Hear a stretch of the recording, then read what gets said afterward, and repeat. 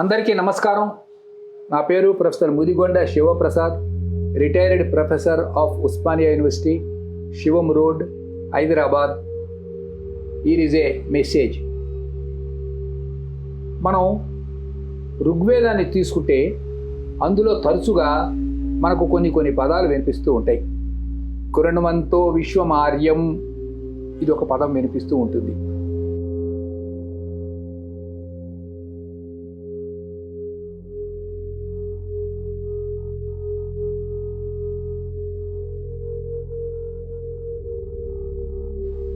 ఈ మాటకు అర్థం ఏమిటి?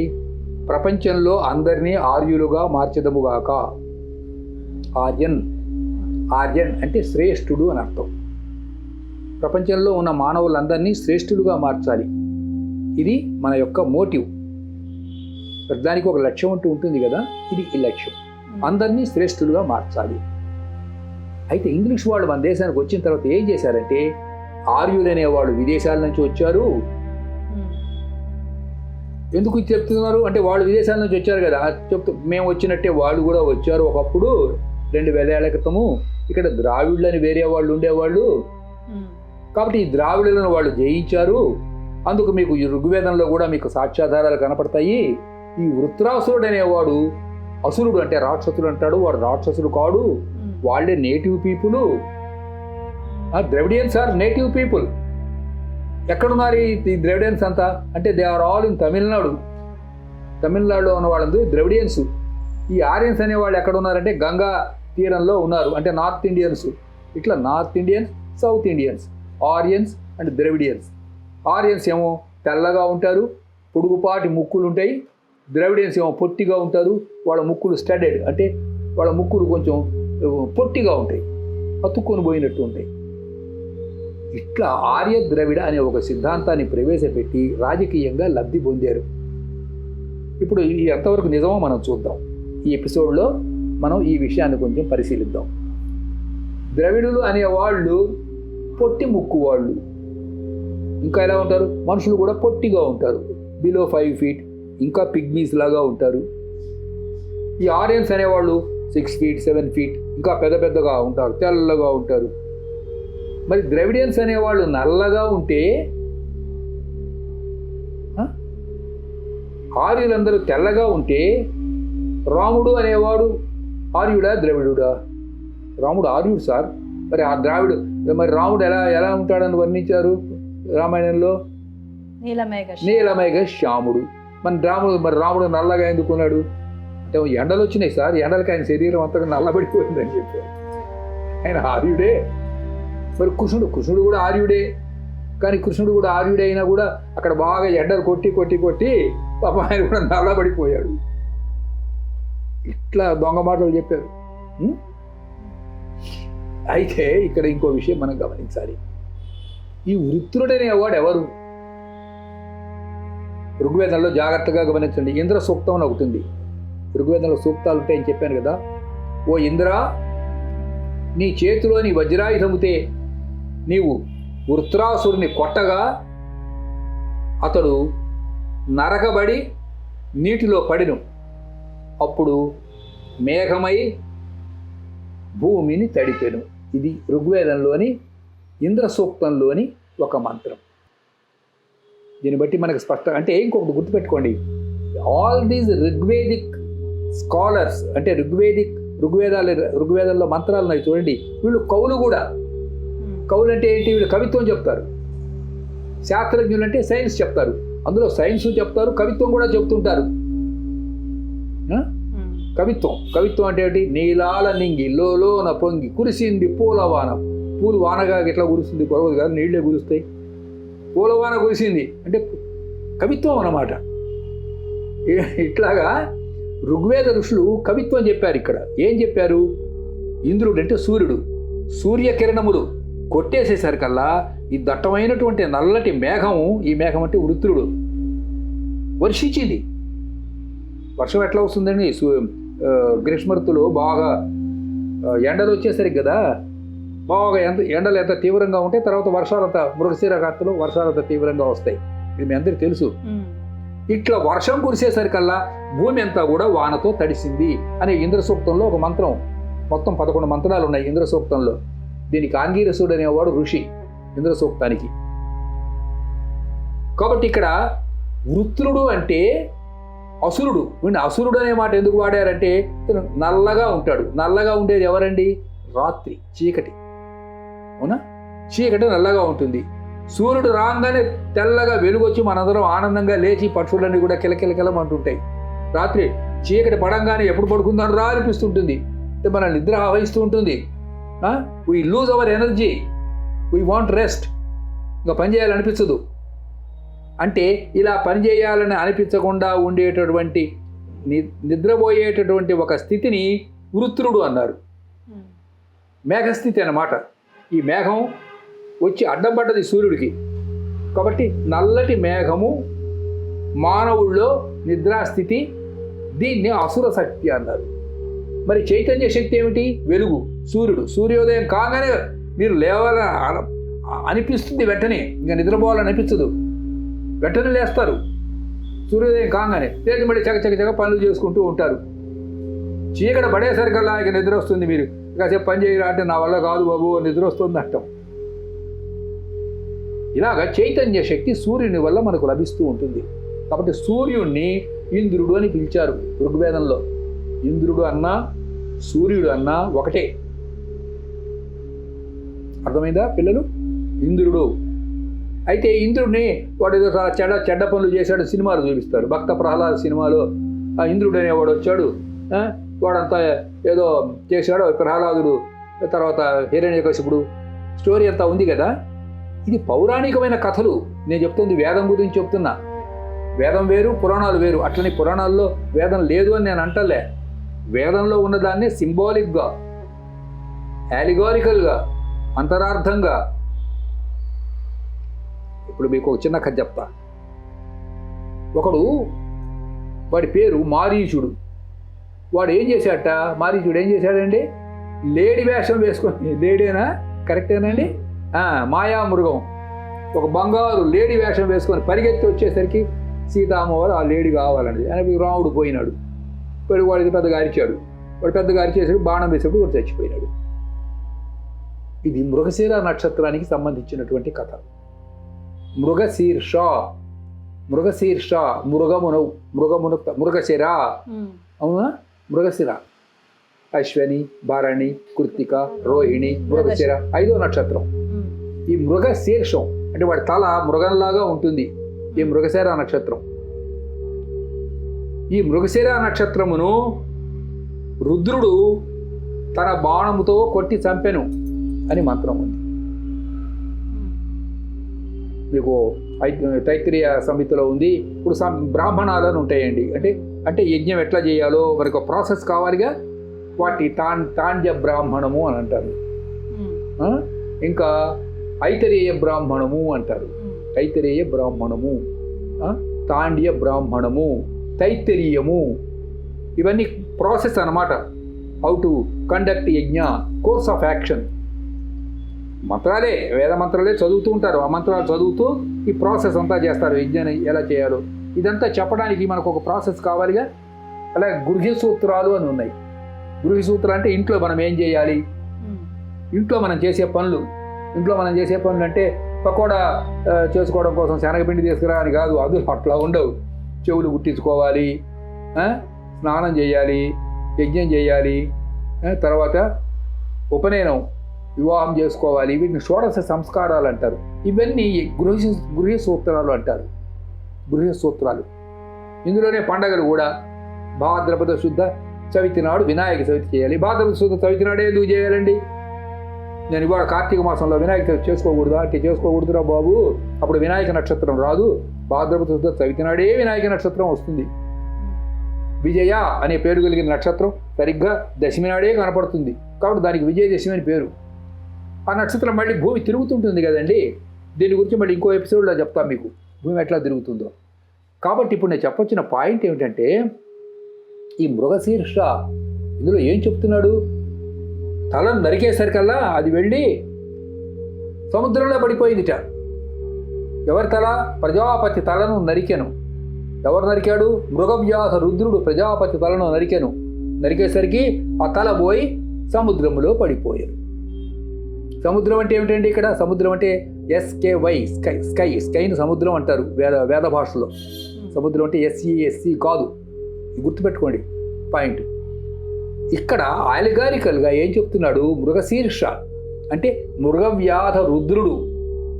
ఈ మృగశిర నక్షత్రం అంటే మృగశిరకు ముందేమొస్తుంది? రోహిణి. రోహిణికి ముందేమొస్తుంది? కృత్తిక. దీన్ని కృత్తికా యుగం అంటారు. కాబట్టి ఇక్కడ ఏం చెప్తున్నాడంటే, అంతరార్థం ఏం చెప్తున్నాడంటే, ఈ మృగవ్యాధ రుద్రుడు ప్రజాపతి. ఇక్కడ మీకు ఇంకో పాయింట్ క్లారిఫై చేయాలి. ప్రజాపతి, సంవత్సరము, యజ్ఞము, ఈ మూడు సిననిమ్స్ అంటే ఏమిటి? ఈ మూడు ఒకటే, వేరు కాదు. ఎట్లా కాదండి అంటే ఎట్లా కాదో చెప్తాను. మీకు క్యాలెండర్ ఇయర్ ఉంది. ఎప్పుడు మొదలవుతుందండి క్యాలెండర్ ఇయర్? జనవరి 1కు మొదలవుతుంది. ఎప్పుడు ముగుస్తుంది? డిసెంబర్ 31 ముగుస్తుంది. దీన్ని క్యాలెండర్ ఇయర్ అంటారు. అవునా? ఫైనాన్షియల్ ఇయర్ ఏప్రిల్ 1వ తారీఖున ప్రారంభమై మార్చి 31 ముగుస్తుంది. దీన్ని ఫైనాన్షియల్ ఇయర్ అంటారు.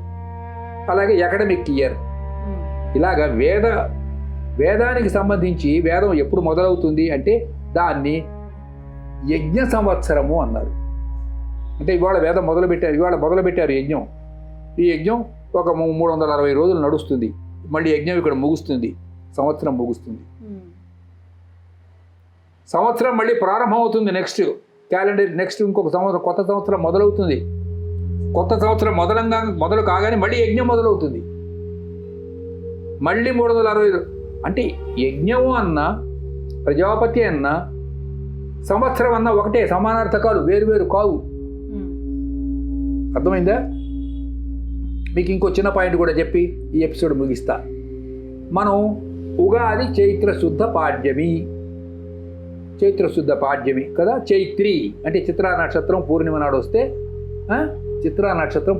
వస్తే దాన్ని చైత్రమాసము అన్నాం. అంటే నక్షత్రాన్ని బట్టి నెలకు పేరు వస్తూ ఉంటుంది. చైత్రము, వైశాఖము, విశాఖ నక్షత్రం, జ్యేష్ఠ, ఆషాఢము, శ్రావణము, శ్రవణ నక్షత్రం, చైత్రం, వైశాఖం, జ్యేష్టం, ఆషాఢం, శ్రావణం, భాద్రపదం. ఇలా ఈ నెలలు 12 నెలలకు 12 నక్షత్రాలు పూర్ణిమ నాడు వస్తే దాన్ని బట్టి నెలలకు ఆ పేరు పెట్టారు. అవునా? ఇంతవరకు క్లియర్గా అర్థమైపోయింది కదా. మరి చైత్రశుద్ధ పాడ్యమి మనకి వసంతం. పూర్వము ఒకప్పుడు మృగశిర నక్షత్రంలో ఉగాది వచ్చేది. అర్థమవుతుందా? ఇంకొకప్పుడు ఈ విజయదశమి పండగ జరుపుకుంటాం కదా, అంటే శరత్ ఋతువు, శరత్ పూర్ణిమ, అది ఒకప్పుడు వసంతం. అదే ఆ రోజున మనకు కొత్త సంవత్సరం మొదలయ్యేది. ఎప్పుడు సార్ అంటే ఎప్పుడో 10,000 ఏళ్ల క్రితం. ఇంకా కొన్నాళ్ళు గడిచిన తర్వాత ఏమైందంటే కార్తీక పూర్ణిమ నుంచి కొత్త సంవత్సరం మొదలయ్యేది. ఉండోయి కార్తీక పూర్ణిమ నుంచి కొత్త సంవత్సరం. ఇంకా కొన్నాళ్ళు అయిన తర్వాత మళ్ళీ మార్పు వచ్చేసేసి కార్తీకం, మార్గశిరం అంటే మృగశిర నక్షత్రం ఇందాక చెప్పాను. సరే, తర్వాత పుష్యమాసం వదిలేయండి. మళ్ళీ మాఘ పూర్ణిమ. అవునా? మాఘ పూర్ణిమ కొత్త సంవత్సరం మొదలయ్యేది. మీకు చిన్న ఎగ్జాంపుల్ చెప్తా, మీకు బాగా అర్థమయ్యేందుకు. ఈ మార్వాడి వాళ్ళు దీపావళి వెళ్ళగానే ఏం చేస్తారంటే పాత పుస్తకాలు అవతల పడేస్తారు కదా. పడేసి ఏం చేస్తారు? కొత్త పుస్తకాలు తీసుకొని దాన్ని శుభ్ అని రాస్తారు, లాభ్ అని రాస్తారు, ఇలా స్వస్తిక బొమ్మ వేస్తారు, కొంచెం కుంకుమ పెడతారు. ఎందుకని? కొత్త సంవత్సరం మొదలైందని అర్థం ఆ రోజున. నిజానికి ఇప్పుడు కొత్త సంవత్సరం ఆ రోజున మొదలు కావట్లా. ఎప్పుడో పూర్వం వాళ్ళ తాత ముత్తాతలకు పూర్వం ఎప్పుడో 2,000 ఏళ్ల క్రితం ఆ రోజున కొత్త సంవత్సరం మొదలయ్యేది. కానీ ఆ ట్రెడిషన్ అలాగే వస్తున్నది. ఇవాళ కొత్త సంవత్సరం అప్పుడు మొదలు కాదు, కానీ వాళ్ళు అలాగే దాన్ని కంటిన్యూ చేసుకుంటూ వస్తున్నారు. విన్నారా? తర్వాత ఒకప్పుడు ఏమైంది? పాల్గొన పూర్ణిమ, దాన్ని హోలీ అంటారు. ఈ హోలీకి ఎందుకు రంగులు చల్లుకుంటున్నారు? కొత్త సంవత్సరం మొదలైంది చెప్తున్నారు. పాల్గొన పూర్ణిమ, దాన్ని హోలాక అంటారు. పాల్గొన పూర్ణిమ నాడు కొత్త సంవత్సరం మొదలయ్యేది. ఇట్లాగా సంవత్సరం, ఈ సంవత్సరం మొదలైతే ఏం చేయాలి? యజ్ఞం మొదలు పెట్టాలి. మళ్ళీ ఎప్పుడు ముగుస్తుంది యజ్ఞం? సంవత్సరం ముగియగానే యజ్ఞం ముగుస్తుంది. మళ్ళీ సంవత్సరం ప్రారంభం కాగానే యజ్ఞం స్టార్ట్ చేస్తారు. కాబట్టి సంవత్సరం అన్నా, యజ్ఞం అన్నా, ప్రజాపతి అన్నా ఒకటే. వేరు కాదు. ఎవరన్నా దీనికి భిన్నంగా ప్రవర్తిస్తే వాళ్ళని అరే తప్పు చేస్తున్నావురా నువ్వు అంటారు. అది మృగశిర కథ. మృగశిర కథ ఒకటి ఉందిలేండి, తైత్తిరీయ వీటిలలో ఏమనుంది, యజ్ఞము రోహిణీ నక్షత్రంలో, మృగశిరలో కాకుండా రోహిణీ నక్షత్రంలో యజ్ఞం చేస్తూ ఉంటే ప్రజాపతిని తల నరికేశారు అని అందులో ఒక కథ ఉంది. ప్రజాపతి తలను నరికేశారు. ప్రజాపతి తలను ఎవరు నరికేశాడు? మృగవ్యాధ రుద్రుడు, అంటే మృగశిర రూపం. దీన్ని ఓరియన్ అంటారండి. దీని మీద ఒక మంచి బుక్ దొరుకుతుంది, మీకు అవకాశం ఉంటే చదవండి. ఆ బుక్ను రాసిన ఆయన పేరు లోకమాన్య బాలగంగాధర తిలక్. అతని ఓరియన్ మీద స్పెషల్గా పెద్ద పుస్తకం రాసేటప్పుడు నేను చెప్తోంది చిన్న విషయం, బ్రీఫ్గా చెప్తున్నా. ఇందులో ఒక్కొక్క అంశం మీద ఒక పెద్ద పుస్తకాలు దొరుకుతాయి. మీకు ఇంట్రెస్ట్ ఉంటే చదవండి, ఇంట్రెస్ట్ లేకపోతే కొంచెం ఇంట్రెస్ట్ క్రియేట్ చేసుకోండి. అవునా? కాబట్టి ఇట్లా యజ్ఞం అన్నా సంవత్సరం అన్నా ప్రజాపతి అన్నా ఒకటే, మొత్తం వేరు కాదు. మనది యజ్ఞ సంస్కృతి అన్నమాట. ఇక్కడ ఒక పాయింట్ చెప్పి నేను ఈ ఎపిసోడ్ ముగిస్తా. ఒకప్పుడు అంటే చరిత్రకందని కాలంలో, అంటే బహుశా నా ఊహ ప్రకారం 6000 ఏళ్ల కిందే, ఇంకా ముందు 6000 ఏళ్ళు కాకపోతే 8000 ఏళ్ళు అనుకుందాం ప్రస్తుతానికి. ఈ సరస్వతీ నది తీరంలో ఈ ఆరియన్స్ అనేవాళ్ళు ఉన్నారు. It's clear. ఇప్పుడు పంజాబ్ అని ఉంది కదా, పంచనదీ తీరం పంజాబ్ అంటారు. జీలం, చీనాబ్, రావి, బియాస్, సట్లెజ్, ఇదే కదా పంజాబ్.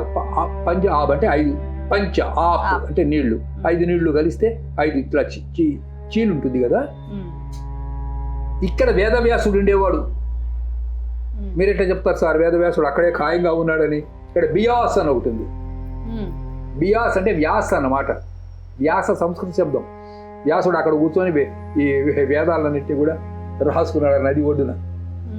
ఇక్కడ చాల్డియన్స్ అని ఒక జాతి ఉండేది పూర్వం. చాల్డియన్స్ అంటారు వాళ్ళు. ఈ చాల్డియన్స్ కాకుండా ఫెనీషియన్స్ అని ఇంకొక జాతి ఉండేది. ఫెనీషియన్స్. ఈజిప్షియన్స్ అని ఇంకొక జాతి ఉండేది. ఈజిప్షియన్స్ ఇప్పుడు కూడా ఉంది. వీళ్ళ పిరమిడ్లు కట్టారు. తర్వాత గ్రీక్స్ అనేవాళ్ళు ఉన్నారు. వీళ్ళు గ్రీస్ అనే దేశంలో ఉంటారు. ఏథెన్స్ వాళ్ళ క్యాపిటల్. అలాగే రోమన్స్ అనేవాళ్ళు ఉన్నారు. ఈ రోమన్స్ కూడా అక్కడే ఉన్నారు పూర్వం. ఈ రోమన్స్, గ్రీకులు, చాల్డియన్స్, ఇరాన్ అనేది ఒక దేశం. ఐతుల్లా ఖొమేనీ అనేవాడు ఇప్పుడు ఆ దేశాన్ని ఆక్రమించుకున్నాడు. అంతకుముందు అక్కడ యజ్ఞాలు చేస్తుండేవాళ్ళు. ఇప్పుడు యజ్ఞాలు లేవు, పాడు లేవు అని పోయినాయి. ఇంకా పార్సీస్ అనేవాళ్ళు ఉన్నారు. పర్షియన్స్ అంటారు వీళ్ళని, పర్షియన్స్. వీళ్ళందరూ కూడా సరస్వతి నది తీరంలో ఉండేవాళ్ళు. ఇంత ఖాయంగా మీరు ఎట్లా చెప్తారు సార్ వీళ్ళంతా సరస్వతి నది తీరంలోనే ఉన్నారని? అంటే వాళ్ళ టెక్స్ట్ పుస్తకాలు తీసుకొని చూడండి, అందులో ఋగ్వేద మంత్రాలు ఉన్నాయి. వెండి డాడ్ అని ఒక పుస్తకం ఉంది. ఆ పుస్తకం నా దగ్గర ఉంది. వెండి డాడ్ అంటే ఒరిజినల్ దాని ఇంగ్లీష్ ట్రాన్స్లేషన్ ఉంది. అలాగే చంద్ అవస్థ, జండవిస్తా అంటారు. ఈ జండవిస్తా కూడా నా దగ్గర ఉంది. ఇందులో అన్ని వేద మంత్రాలే ఉంటాయి. ఇరాక్ అని ఒక దేశం ఉంది. ఇరాక్ సద్దాం హుస్సేన్ అని పాపని చంపారు. సద్దాం హుస్సేన్. ఇప్పుడంతా అది ముస్లిం కంట్రీస్గా మారిపోయినాయి కదా అవన్నీ. పూర్వం అక్కడ యజ్ఞాలు చేస్తూ ఉండేవాళ్ళు. ఇంకా రష్యా, దాని రుష్య దేశం అంటారు. అక్కడ వోల్గా అని ఒక నది ఉంది. దాని పేరు వాలుకా నది. వాలుకా అనే సంస్కృత శబ్దం, అది వోల్గాగా మారింది కదా. అక్కడ యజ్ఞాలు చేసేవాళ్ళు పూర్వం. వీళ్ళందరూ అప్పుడు కలిసి ఉండేవాళ్ళు ఒక చోట. తర్వాత మెల్లమెల్లగా వాళ్ళు వెళ్ళిపోయారు. ఒక్కొక్క దేశానికి వాళ్ళు ఎందుకో ఆహారం వెతుక్కుంటూ వెళ్ళారు, లేకపోతే ఇంకేదైనా కారణంతో వెళ్ళారు. ఆరియన్స్ వాళ్ళందరూ వెళ్ళిపోయారు. ఒక ఇండియాలో ఆరియన్స్ మాత్రం మిగిలిపోయారు. అందుకని మనకు సంస్కృతం ఇండియాలోనే ఎక్కువగా కనపడుతుంది, మిగతా దేశాల్లో కనపడదు. సాంస్క్రిట్ లాంగ్వేజ్ ఇండియాలో అలా కంటిన్యూ అవుతూ వచ్చింది. మిగతా దేశాల్లో ఆ భాష పోయింది, మెల్లమెల్లగా పోయి వేరే అరబ్బీ లాంగ్వేజీ, వీటిని సెమిటిక్ లాంగ్వేజెస్ అంటారు, పర్షియన్ లాంగ్వేజీ, ఇంకా స్పానిషు, ఇట్లా రకరకాల భాషలు. గ్రీకు దేశంలో ఉన్న వాళ్ళందరూ కూడా యజ్ఞాలు చేసేవాళ్ళు అండి పూర్వం. నా దగ్గర మొత్తం హిస్టరీ ఉంది, గ్రీక్ హిస్టరీ,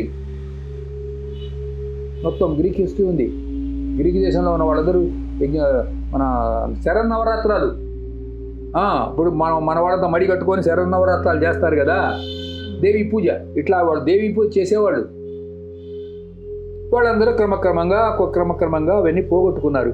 మన ఇండియన్ పంచాంగం, దీని వైదిక వేదాంగ జ్యోతిషం అంటారు. ఇవి వాళ్ళు వెంట పెట్టుకొని వెళ్ళారు. ఎప్పుడు వెళ్ళారు? ఒక 6000 ఏళ్ల క్రితం. ఆ వెళ్ళిన తర్వాత జరిగినటువంటి పరిణామాలు వాళ్ళ పంచాంగాలలో లేవు.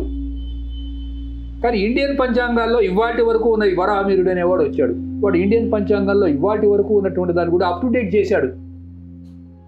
అందుకని ఈ అప్ టు డేట్ చేయబడ్డటువంటి కొత్త విషయాలు వాళ్ళ పంచాంగాలలో లేవు. అవి ఎప్పుడో 6000 ఏళ్ల క్రితం వాళ్ళు ఇక్కడి నుంచి వెళ్ళారు, మైగ్రేట్ అయినారే, అంతవరకే వాళ్ళ నాలెడ్జ్ ఆగిపోయింది. దిస్ ఈజ్ ఎవిడెంట్, ఇందులో ఏం అనుమానం లేదు. కాబట్టి ఈ రకంగా మన వైదిక సంస్కృతి ప్రపంచమంతా ఒకప్పుడు వ్యాపించి ఉండేది. అది క్రమక్రమంగా మిగతా దేశాలలో లుప్తమైపోయింది. They are lost their cultural tradition. Only in India it is intact. Intact అంటే పూర్వం ఉన్నంత వైభవంగా లేకపోయినప్పటికీ వాటికి కూడా ఇంకా సంస్కృత పండితులు ఉన్నారు. సంస్కృతం అయితే అర్థమవుతుంది. ట్రెడిషన్ కూడా వేద సంస్కృతి ఆ పద్ధతి ఇంకా ఇవాటికి కూడా మన దగ్గర అది కంటిన్యూ అవుతూనే వస్తూ ఉన్నది. ఇంకో ఎపిసోడ్తో మళ్ళీ మనం కలుద్దాం. నమస్కారం.